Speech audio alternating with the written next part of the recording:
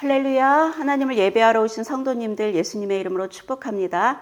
오늘 하나님께서 우리에게 주시는 말씀은요, 시편 139편 17절에서 18절 말씀입니다. 하나님이여, 주의 생각이 내게 어찌 그리 보배로우신지요. 그 수가 어찌 그리 많은지요. 내가 세려고 할지라도 그 수가 모래보다 많도소이다. 내가 깰 때에도 여전히 주와 함께 있나이다. 아멘.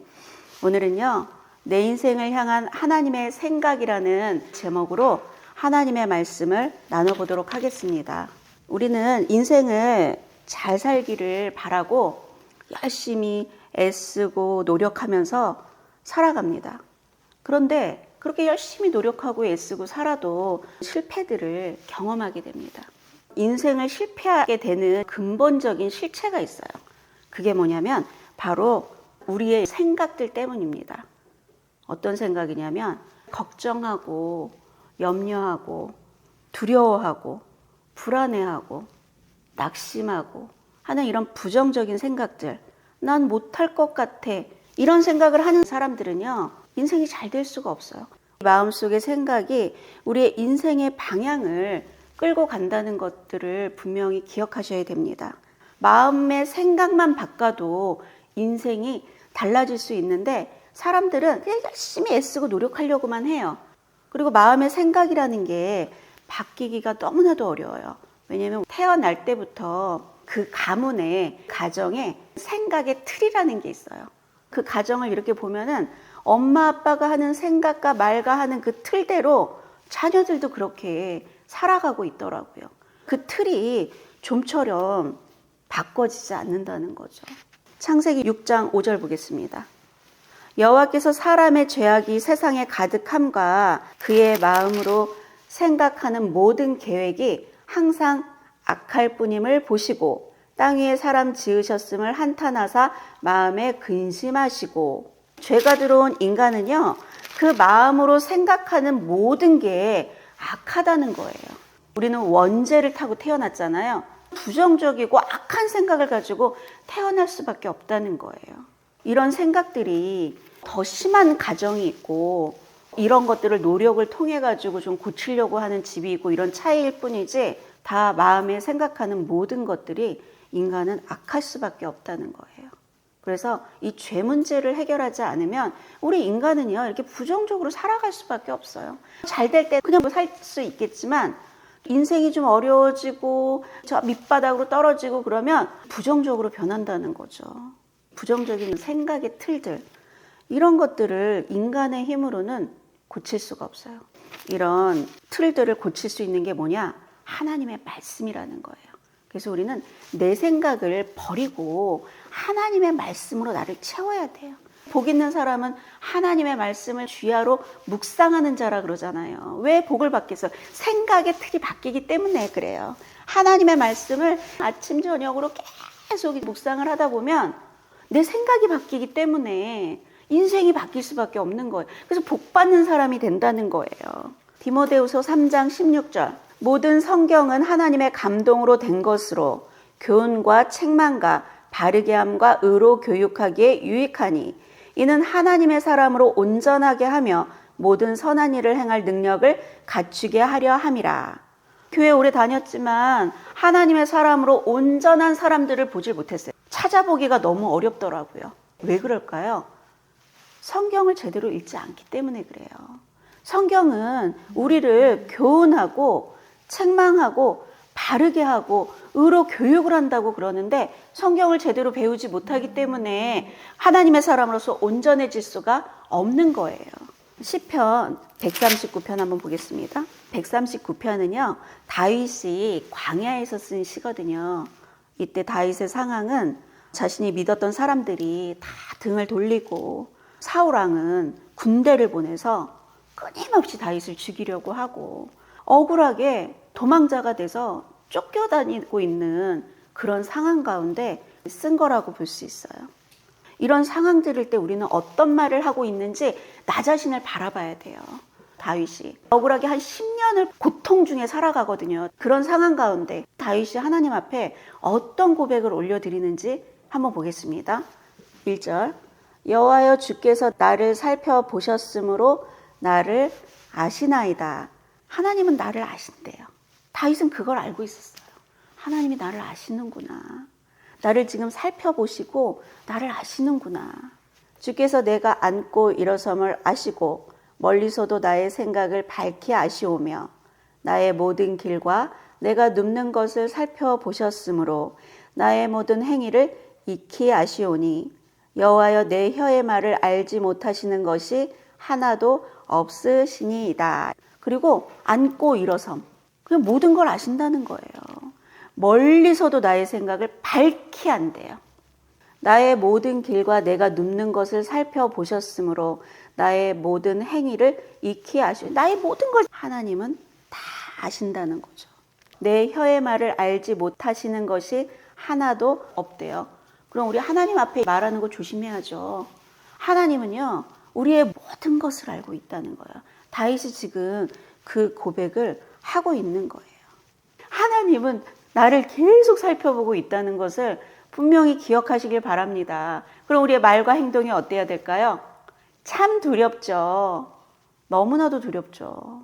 하나님이 나를 지금 이렇게 살펴보고 있다는 것을 생각하지 못하고 살아가고 있다는 거예요. 이걸 안다면 우리가 말과 행동을 항상 하나님 앞에서 조심하고 살아야 돼요. 5절 보겠습니다. 주께서 나의 앞뒤를 둘러싸시고 내게 안수하셨나이다. 이 지식이 내게 너무 기이하니 높아서 내가 능히 미치지 못하나이다. 내가 주의 영을 떠나 어디로 가며 주의 앞에서 어디로 피하리까? 피할 곳이 없다는 거예요. 주님의 영이 계속 자기를 따라다닌다는 거죠. 다윗의 인생이 어땠었는지를 한번 좀 알아보기 원합니다. 사무엘상 16장. 사울왕이 하나님의 말씀을 듣지 않고 자기 멋대로 하니까 사울왕을 패하시고 그 다음 왕으로 다윗을 선택해요. 다윗은 소년이었을 때 하나님께 선택을 받게 돼요. 다윗은 아버지의 양을 치고 목동으로 이러고 살고 있었는데 하나님은 어떤 계획을 갖고 계셨죠? 얘를 왕으로 세워야 되겠다. 하나님의 생각이 있었다는 거예요. 그래서 사무엘을 보내서 다윗에게 왕의 기름 부음을 붓죠. 16장 13절 보겠습니다. 사무엘이 기름 뿔병을 가져다가 그의 형제 중에서 그에게 부었더니 이날 이후로 다윗이 여호와의 영에게 크게 감동되니라. 여호와의 영이 사울에게서 떠나고 그 영이 다윗에게 임해 버렸어요. 그런데 이제 블레셋이 이스라엘을 쳐들어왔죠. 다윗은 어린 소년이라서 군대도 갈 수 없는데 골리앗이 이스라엘 군대를 모욕하는 것들을 견디지 못하고 그 골리앗을 이제 무너뜨리러 나가죠. 17장 45절. 다윗이 블레셋 사람에게 이르되 너는 칼과 창과 단창으로 내게 나아오거니와 나는 만군의 여호와의 이름 곧 내가 모욕하는 이스라엘 군대의 하나님의 이름으로 내게 나아가노라. 오늘 여호와께서 너를 내 손에 넘기시리니 내가 너를 쳐서 내 목을 베고 블레셋 군대의 시체를 오늘 공중에 세워 땅의 들짐승에게 주어 온 땅으로 이스라엘에 하나님이 계신 줄 알게 하겠고 또 여호와의 구원하심이 칼과 창에 있지 아니함을 이 무리에게 알게 하리라. 전쟁은 여호와께 속한 것인즉 그가 너희를 우리 손에 넘기시리라. 하나님이 골리앗과의 엄청난 싸움 가운데 역사의 무대에 다윗을 올려주신 거예요. 골리앗이 죽고 이제 이스라엘이 승리를 했어요. 18장 6절 한번 보겠습니다. 무리가 돌아올 때 곧 다윗이 블레셋 사람을 죽이고 돌아올 때에 여인들이 이스라엘 모든 성읍에서 나와서 노래하며 춤추며 소고와 경새를 가지고 왕 사울을 환영하는데 여인들이 뛰놀며 노래하여 이르되 사울이 죽인 자는 천천히요 다윗은 만만이로다 한지라. 여자들이 사울이 죽인 자는 천천히고 다윗은 만만이라고 노래를 하고 있어요. 이 말을 들은 사울이 뭐라 그러냐면요. 8절. 사울이 그 말에 불쾌하여 심히 노하여 이르되 다윗에게는 만만을 돌리고 내게는 천천만 돌리니 그가 더 얻을 것이 나라 말고 무엇이냐 하고 그날 후로 사울이 다윗을 주목하였더라. 하나님의 영이 충만하게 임했던 다윗이 이스라엘을 위해서 골리앗을 무너뜨렸는데요. 너무나도 기가 막힌 일이 이 다음부터 일어난다는 거예요. 이때부터 사울 왕은요, 다윗을 죽이는데 모든 것들을 동원한다는 거죠. 그 다윗은 도망자가 돼버린 거예요. 너무나도 억울하죠. 10년이란 세월 동안 계속 쫓기고 도망가고 끔찍한 삶을 살아요. 그런데 다윗은요, 하나님을 원망하지 않아요. 다윗은. 그리고 나서 이제 아둘람 굴로 도망을 했어요. 22장 1절 보겠습니다. 그의 형제와 아버지의 온 집이 듣고 그리로 내려가서 그에게 이르렀고, 다윗 하나 때문에 이 가문 전체가 그냥 쫓기는 인생이 돼버린 거예요. 가족들이 다 기가 막힌 상황이죠. 2절, 환난당한 모든 자와 빚진 모든 자와 마음이 원통한 자가 다 그에게로 모였고 그는 그들의 우두머리가 되었는데 그와 함께한 자가 400명 가량이었더라. 나 하나도 힘든데 아주 그냥 힘든 사람들이 다 모여들어가지고 기가 막히죠. 이런 환난당하고 빚진 사람, 마음이 원통한 사람, 너무나도 부족한 사람들이죠. 연약하죠. 뭐 아무것도 할 수 없는 이런 사람들. 하나님은요, 이런 사람들을 통해서 다윗의 왕국을 세워가시죠.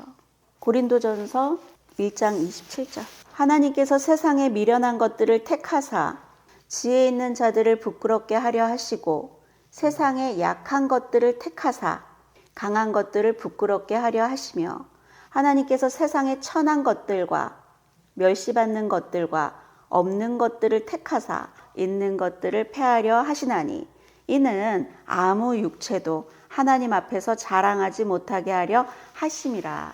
하나님은요, 이렇게 세상에 미련하고 약하고 천하고 멸시받고 없는 사람들, 이런 사람들을 택하신다는 거예요. 하나님 앞에 자랑하지 못하게 하려고 한다는 거예요. 이런 사람들을 통해서 하나님은 일하시죠.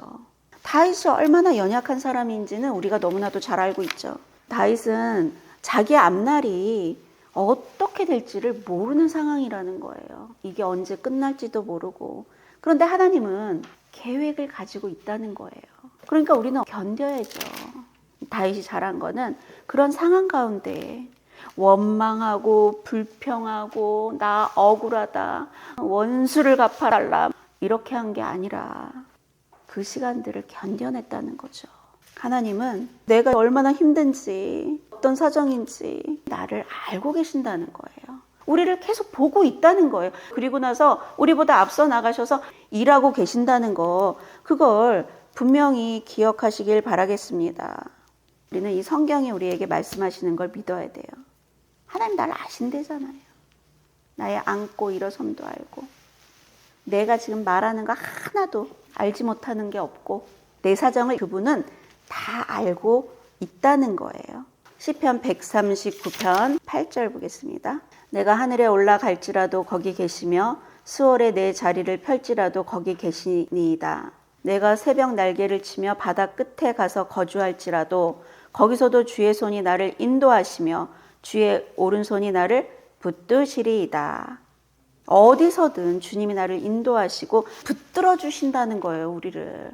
내가 혹시 말하기를 흑암이 반드시 나를 덮고 나를 두른 빛은 밤이 되리라 할지라도 주에게는 흑암이 숨기지 못하며 밤이 낮과 같이 비추이나니 주에게는 흑암과 빛이 같음이니이다.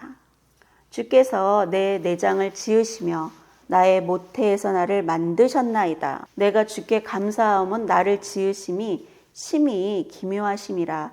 주께서 하시는 일이 기이함을 내 영혼이 잘 아나이다. 내가 은밀한 데서 지음을 받고 땅의 깊은 곳에서 기이하게 지음을 받은 때에 나의 형체가 주의 앞에 숨겨지지 못하였나이다. 내 형질이 이루어지기 전에 주의 눈이 보셨으며 나를 위하여 정한 날이 하루도 되기 전에 주의 책에 다 기록되었나이다. 하나님이 나를 만드셨다는 거예요. 하나님은 천지를 창조하시고 인간을 만드시고 나도 만들었다는 거예요. 아니 하나님이 창조주신데 왜 이렇게 나를 부족하게 이렇게 만들었을까? 그런 생각하잖아요. 근데 아까 성경 말씀에서 뭐라 그랬죠? 하나님은 약한 자들을 쓰세요. 부족하고 천하고 멸시받고 이런 연약한 자. 그래야지 하나님께서 쓰실 수 있다는 거죠. 출애굽기 1장. 하나님께서는 애굽에서 종살이하던 이스라엘 백성들을요, 출애굽할 계획을 갖고 계셨어요. 그래서 한 사람을 준비시키세요. 그게 누구냐? 모세죠. 바로가 이스라엘 백성들이 번성을 하니까 태어나서 남자아이면 다 죽여버리라 그랬어요. 22절 보겠습니다. 바로가 그의 모든 백성에게 명령하여, 모든 백성한테 명령을 한 거예요. 아들이 태어나거든 너희는 그를 나일강에 던지고 딸이거든 살려두라. 이렇게 한 거예요. 하나님께서 예비하신 모세가 태어났는데요, 이 부모가 석 달 동안 그를 숨겼는데 더 이상 숨길 수가 없는 거야. 그래서 갈대 상자를 엮어가지고요, 나일강에다 띄운 거야. 부모는 그 아이가 살 거라고 생각했을까요? 그런데 하나님은요, 바로의 공주에게 그 갈대 상자가 가게 하시는 거예요. 그거 참 희한하죠. 하나님이 하시는 일이죠. 모세는 태어난 지 3개월 된 애기예요. 그런데 하나님 그때도 일하고 계신 거예요. 모세를 키워가지고 하나님이 하려고 하는 계획이 있었다는 거예요. 모세도 모르고 그 부모도 모르는데 하나님은 계획이 있었다는 거예요. 그래갖고 그 바로의 공주에게로 가죠. 그럼 그 공주가 보면 어떡하죠? 아버지가 명령했잖아요. 죽여야죠. 그런데 데려다가 아들로 삼아요. 참 신기하죠. 모세가 애굽의 왕자로 최고의 자리에서 최고의 교육을 받으면서 성장하게 돼요. 그런데 그가 자기 힘으로 이스라엘을 구원해 보려고 하다가 살인을 하게 되죠. 애굽 사람을 죽이게 되고 미디안 광야로 도망하는 도망자가 되게 돼요. 근데 하나님께서 미디안 광야에서 장인의 양을 치고 있던 모세를 부르시죠. 모세를 부르셨을 때 나이가요 80살이야. 이제 할아버지가 돼가지고 인생에 소망이 없고, 아니 생각을 해보세요. 나이가 80이 돼가지고 장인 어른 양이나 치고 있는 이런 인생이 무슨 소망이 있겠어요. 아무 생각도 없어. 근데 하나님이 나타나신 거예요. 하나님께서 나타나셔가지고 이스라엘 자손을 애굽에서 출애굽시켜라. 그랬더니 뭐라고 말하냐면요. 4장 10절 보겠습니다. 모세가 여호와께 아뢰되 오 주여 나는 본래 말을 잘하지 못하는 자니이다. 주께서 주의 종에게 명령하신 후에도 역시 그러하니 나는 입이 뻣뻣하고 혀가 둔한 자니이다. 이러는 거예요. 말도 못하는데 바로한테 가서 어떻게 말을 해요? 나 못해요. 지금 이러고 있는 거예요. 그랬더니 11절 여호와께서 그에게 이르시되 누가 사람의 입을 지었느냐? 누가 말 못하는 자나 못 듣는 자나 눈 밝은 자나 맹인이 되게 하였느냐? 나 여호와가 아니냐? 이제 가라. 내가 내 입과 함께 있어서 할 말을 가르치리라. 그랬더니 오 주여 보낼 만한 자를 보내소서. 모세는 자꾸 자기를 보는 거죠. 이제 80 노인이 돼가지고 내가 뭘 할 수 있어. 아무것도 못해요. 보낼 만한 좀 능력 있는 자를 보내소서. 근데 모세는 모르는 게 있어요. 하나님은요, 능력 있고 강하고 자기 지혜가 넘치는 말 잘하고 이런 사람을 쓰는 게 아니에요. 우리의 약함, 우리의 부족함은요, 하나님한테 전혀 문제가 되지 않는다는 거예요. 하나님은요, 놀라운 것들을 지금 계획하고 있으시다는 거예요. 우리가 아무것도 할 수 없다고 생각하는 사방이 막혀있는 그때도 하나님은 우리를 향한 계획이 있으시고 방법들이 모래알 수보다 많다는 거 기억하시길 바라겠습니다. 에베소서 1장 3절부터 좀 보겠습니다. 찬송하리로다 하나님 곧 우리 주 예수 그리스도의 아버지께서 그리스도 안에서 하늘에 속한 모든 신령한 복을 우리에게 주시되 곧 창세 전에 그리스도 안에서 우리를 택하사. 우리를 언제 택하셨대요? 창세 전에 이미 우리를 그리스도 안에서 택하셨다라고 성경은 분명히 말씀하고 있죠.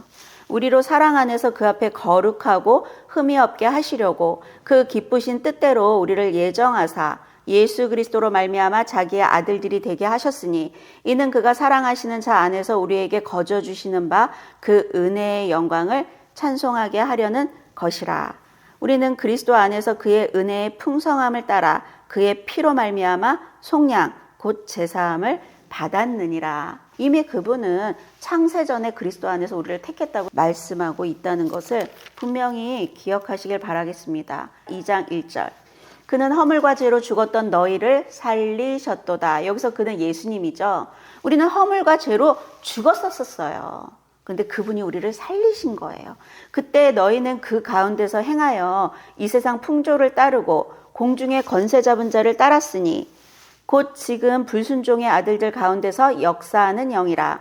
전에는 우리도 다 그 가운데서 우리 육체의 욕심을 따라 지내며 육체와 마음에 원하는 것을 하여 다른 이들과 같이 본질상 진노의 자녀이었더니 긍휼이 풍성하신 하나님이 우리를 사랑하신 그 큰 사랑을 인하여 허물로 죽은 우리를 그리스도와 함께 살리셨고 너희는 은혜로 구원을 받은 것이라. 8절 너희는 그 은혜에 의하여 믿음으로 말미암아 구원을 받았으니 이것은 너희에게서 난 것이 아니요 하나님의 선물이라. 행위에서 난 것이 아니니 이는 누구든지 자랑하지 못하게 함이라. 우리는 그가 만드신 바라 그리스도 예수 안에서 선한 일을 위하여 지으심을 받은 자니. 그리스도 예수 안에서 선한 일을 위하여 지으심을 받았다고 말씀하고 있죠. 이 일은 하나님이 전에 예비하사 우리로 그 가운데서 행하게 하려 하심이니라. 그러므로 생각하라. 너희는 그때에 육체로는 이방인이요 손으로 육체에 행한 할례를 받은 무리라 칭하는 자들로부터 할례를 받지 않은 무리라 칭함을 받는 자들이라. 그때 너희는 그리스도 밖에 있었고 이스라엘 나라 밖에 사람이라. 약속의 언약들에 대하여는 외인이요 세상에서는 소망이 없고 하나님도 없는 자이더니. 우리가 그랬죠. 세상에서 소망도 없고 하나님도 없는 그런 자들이었죠. 이제는 전에 멀리 있던 너희가 그리스도 예수 안에서 그리스도의 피로 가까워졌느니라. 예수 그리스도로 말미암아 우리는요 이제는 하나님과 가까운 자가 되었다는 거예요. 창세전에 이미 선택된 자들이고 하나님께서 우리를 만드셨다는 거예요. 이렇게 약하고 부족하게 만든 건 하나님께서 우리를 사용하기 위함이라는 거죠. 아주 소망이 넘친다는 거죠. 나는 너무나도 부족하고 약하고 그렇다고 하더라도 하나님은 나를 향한 계획이 창세전에 이미 예비하고 계셨다는 거, 그것들을 분명히 기억하시길 바라겠습니다. 그래서 내가 어떤 가정에서 태어났고 어떤 상황 가운데 있고 내가 무엇이 없고 스펙이 부족하고 뭐 학벌이 부족하고 이런 거 염려하지 마세요. 하나님은요 이렇게 약점이 많고 연약한 질그릇 같은 깨지기 쉬운 부족한 우리를 하나님께서 그곳에 예수 그리스도의 보배를 담아서 우리를 사용하신다는 것을 분명히 기억하시길 바랍니다. 그래서 우리가 할 거는 뭐냐? 나를 깨끗하게 하면서 살면 돼요. 그러다 보면 하나님께서 일하시는 거죠. 나를 통해서. 그래서 우리가 할 거는 너무 심플해요. 매일매일 거룩하게 나를 지켜나가는 거. 그게 아주 중요하다는 거 기억하시길 바랍니다. 139장 17절 보겠습니다. 하나님이여 주의 생각이 내게 어찌 그리 보배로우신지요. 그 수가 어찌 그리 많은지요. 내가 세려고 할지라도 그 수가 모래보다 많도소이다. 내가 깰 때에도 여전히 주와 함께 있나이다. 나를 향한 하나님의 방법들이 이 모래알보다 많다는 거예요. 우리는 어떤 문제에 대해서 이렇게 할까 저렇게 할까 몇 가지 방법밖에 없는데 인생을 향한 방법들이 너무나도 많다고 말씀하고 있죠.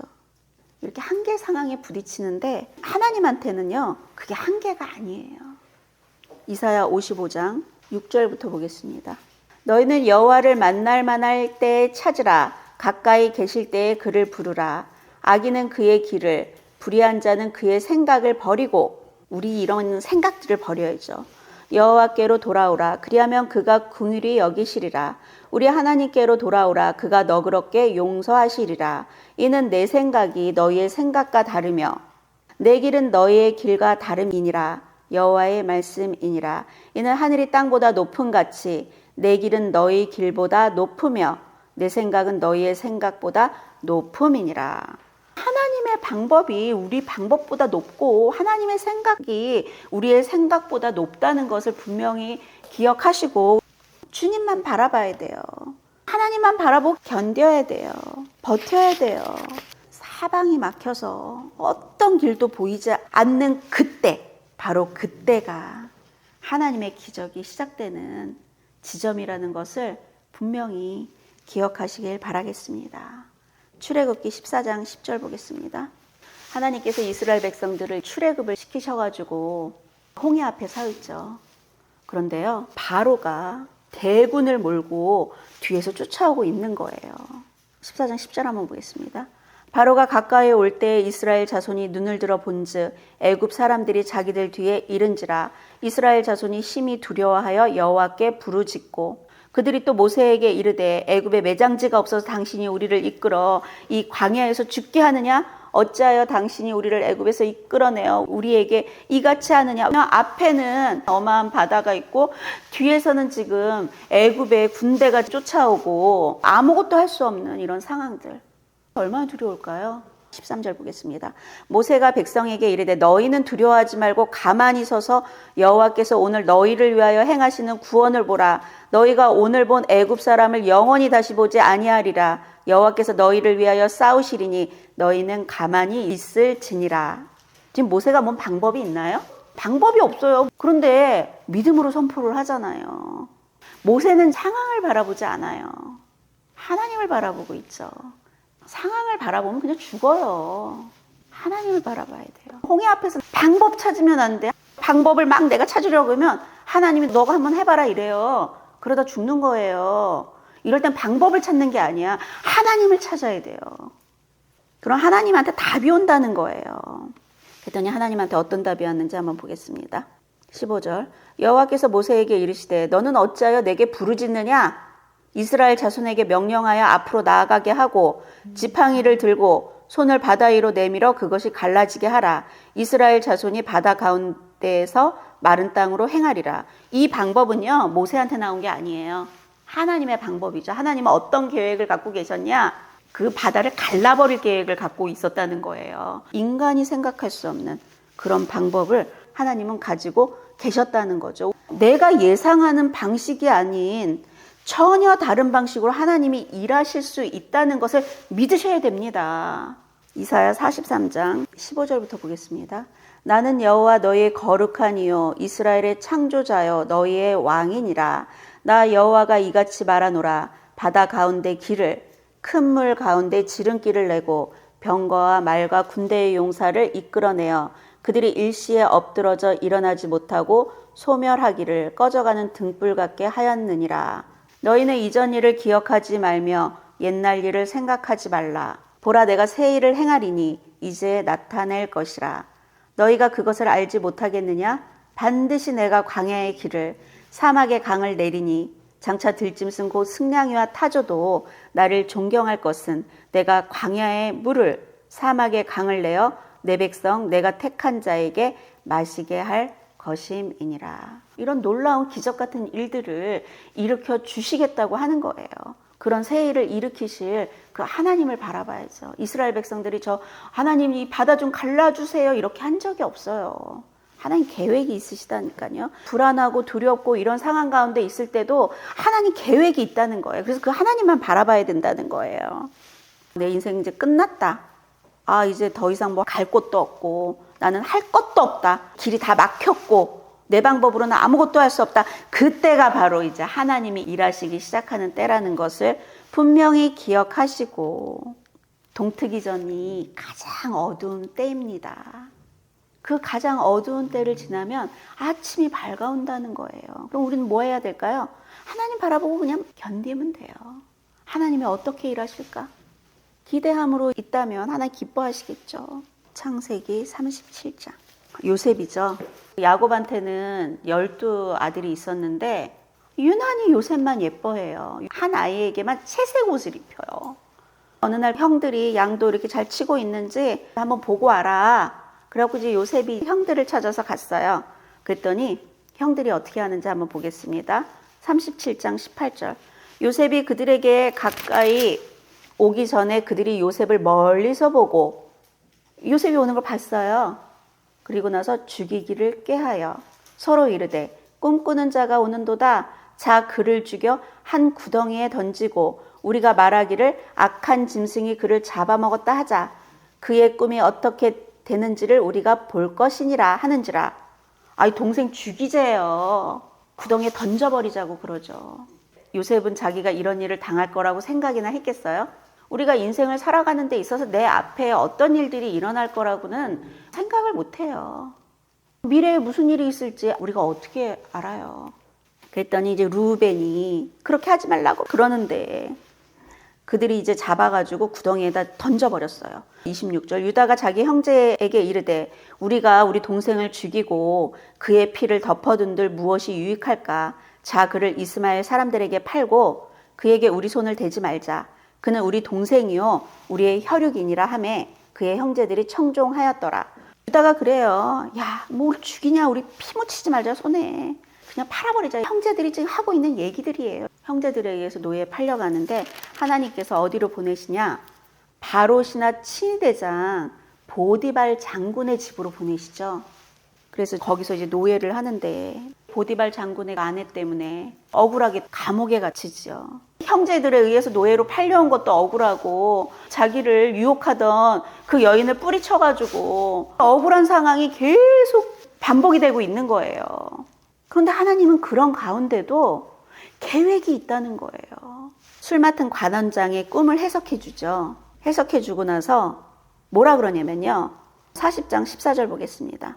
술 맡은 관원장에게 당신이 잘 되시거든 나를 생각하고 내게 은혜를 베풀어서 내 사정을 바로에게 아뢰어 이 집에서 나를 건져 주소서. 나는 히브리 땅에서 끌려온 자요 여기서도 옥에 갇힌 일을 행하지 아니하였나이다. 당신이 회복되면 나 좀 건져 주세요. 이렇게 얘기를 했어요.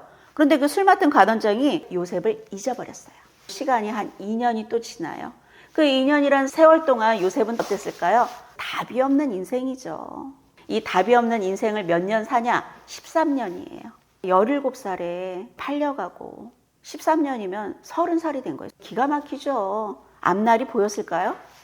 앞날이 보이질 않죠. 자기가 앞날에 어떻게 될 거라고는 생각도 못하고 있었을 거예요. 그런데 하나님은 그때도 일하고 계셨다는 거예요. 하나님의 때가 되니까 요셉을 애굽이란 나라의 총리로 만들어 주시죠. 그리고 나서 전국이 기근이 와가지고 야곱의 가족들은요 굶어 죽을 위기가 온 거예요. 그런데 요셉을 통해 갖고 하나님께서 가족들을 보호해 주시죠. 45장 5절 한번 보겠습니다. 요셉의 고백인데요. 자기를 팔아먹었던 그 형들을 향해서 하는 말이죠. 당신들이 나를 이곳에 팔았다고 해서 근심하지 마소서, 한탄하지 마소서. 하나님이 생명을 구원하시려고 나를 당신들보다 먼저 보내셨나이다. 이 땅에 2년 동안 흉년이 들었으나 아직 5년은 밭갈이도 못하고 추수도 못할지라. 하나님이 큰 구원으로 당신들의 생명을 보존하고 당신들의 후손을 세상에 두시려고 나를 당신들보다 먼저 보내셨나니 그런즉 나를 이리로 보내니는 당신들이 아니요 하나님이시라. 하나님이 나를 바로에게 아버지로 삼으시고 온 집의 주로 삼으시며 애굽 온 땅의 통치자로 삼으셨나이다. 하나님을 믿고 있는 사람들은요 이 모든 게 하나님 손에 있었구나. 하나님 나와 함께 하시고 나를 이렇게 인도하셔가지고 우리 가족들 모두를 이렇게 구원해 주시려고 그랬구나. 이게 다르다는 거예요. 요셉이 13년 동안 억울하게 있는 그런 상황 가운데도 하나님은 끊임없이 요셉을 인도하시고 일하고 계셨다는 거. 우리의 인생에도 마찬가지라는 거예요. 하나님은 지금도 우리를 위해서 일하고 있는 하나님이라는 거. 그것을 분명히 기억하시길 바라겠습니다. 로마서 5장 3절 보겠습니다. 우리가 환난 중에도 즐거워하나니 이는 환난은 인내를, 인내는 연단을, 연단은 소망을 이루는 줄 알미로다. 이렇게 말씀하고 있죠. 고난을 통해서 연단된 이런 사람들은요 성숙한 인격을 가지게 돼요. 어떤 어려움이 오더라도요 그것들을 능히 극복할 수 있는 힘이 온다는 거죠. 그런 연단을 거치면 소망이 이루어진다라고 우리에게 말씀하고 있죠. 하나님은 우리를요 고난을 통해 연단하고 계세요. 이사야 48장 9절부터 한번 보겠습니다. 내 이름을 위하여 내가 노하기를 더디할 것이며 내 영광을 위하여 내가 참고 너를 멸절하지 아니하리라. 하나님의 이름 때문에 노하기를 더디하시고요. 하나님의 영광 때문에 우리를 참아주시고 우리를 멸절하지 않을 거라고 말씀하시는 거예요. 보라 내가 너를 연단하였으나 은처럼 하지 아니하고 너를 고난의 풀무불에서 택하였노라. 고난을 통해서 하나님께서 우리를 연단하신다는 말씀이죠. 야고보서 1장 2절 보겠습니다. 내 형제들아 너희가 여러 가지 시험을 당하거든 온전히 기쁘게 여기라. 이는 너희 믿음의 시련이 인내를 만들어내는 줄 너희가 알미라. 인내를 온전히 이루라. 이는 너희로 온전하고 구비하여 조금도 부족함이 없게 하려 함이라.